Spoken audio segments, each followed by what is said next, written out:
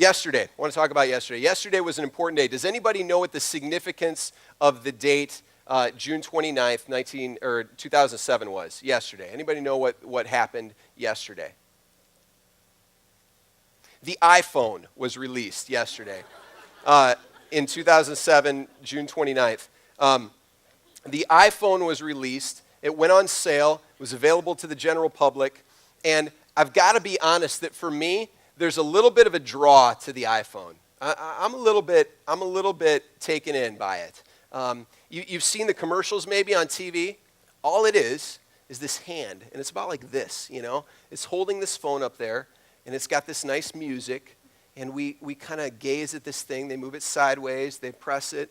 I was listening to NPR this week as I was driving back from school. On came a discussion about the iPhone. And you know what some bloggers and some Apple enthusiasts are calling the iPhone? The Jesus phone. They're calling it the Jesus phone. And that wasn't even the point of the talk that I was listening to. I heard that. I heard, the Jesus phone? That's not right.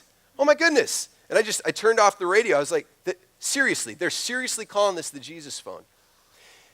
But I have to be honest that I think the reason why that kind of stirred me and gave me a bad taste in my mouth is because it hits a little bit too close to home. Is that I actually kind of was looking to that and very interested. Gave maybe some additional time to think about that. And other things like that. Maybe my laptop, maybe my little Palm Pilot, maybe my cell phone, maybe the technology in my life.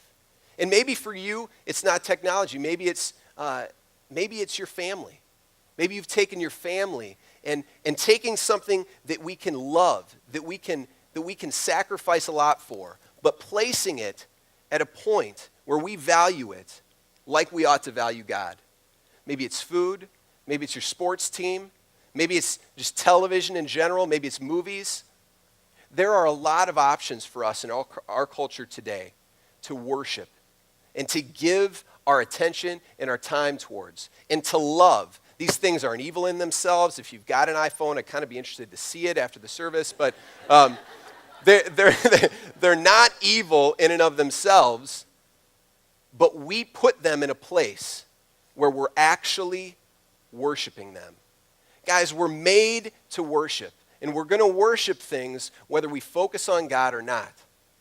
Paul is saying to Timothy, flee the love of money. Flee the love of these things, because it's going to consume you.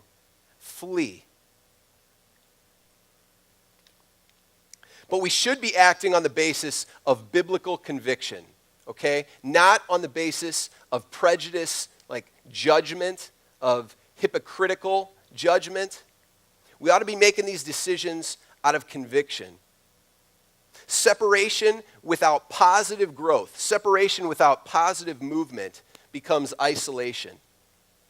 We end up walling ourselves off from the culture that we're around in the name of obeying this and fleeing. So we need to have a direction to go. And Paul immediately follows this challenge with pursue. Pursue righteousness. Pursue righteousness, godliness, faith, love, endurance, and gentleness. Pursue. It means to press forward, to strive, to follow. We should be known more for what we propose than simply what we oppose.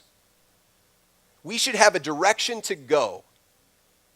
And Paul spells it out. He gives texture, he gives flavor to this idea of pursue.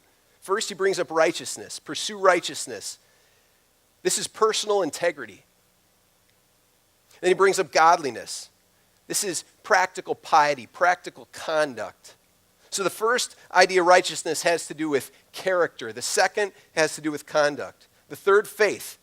Faith might better be translated faithfulness, dependability. Our faith in God, our resulting dependability. Faith. Love. This is agape love. You may have heard of that term, agape. It's this Greek word. It means to sacrifice. It's a love that sacrifices for the sake of others. It seeks to give and not to gain. Fifth, endurance. Endurance, the idea of patience, sticking to it when the going is tough. It's not a complacency that waits. It's a courage that trusts and perseveres. And gentleness. Some versions say meekness, which is kind of harder to understand. So we say gentleness. It would be power under control. It's not weakness. Courageous endurance without gentleness becomes tyranny, becomes harsh. We ought to season our courage with sensitivity and gentleness. Then he moves right on into verse 12. He says, pursue these things, and you're going to know. Is that the iPhone? Could be. Okay. He says, to pursue these things, and when you're pursuing them, you're not going to have to worry about what it is that you flee. Yeah, I mean, you got to keep your eye up, but when you're in pursuit, you're going to be fleeing naturally the things. So pursue the good, flee the bad. All right, next in verse 12, he says, fight the good fight of the faith. All right, Paul opens 1 Timothy with fight the good fight, and he closes it with fight the good fight.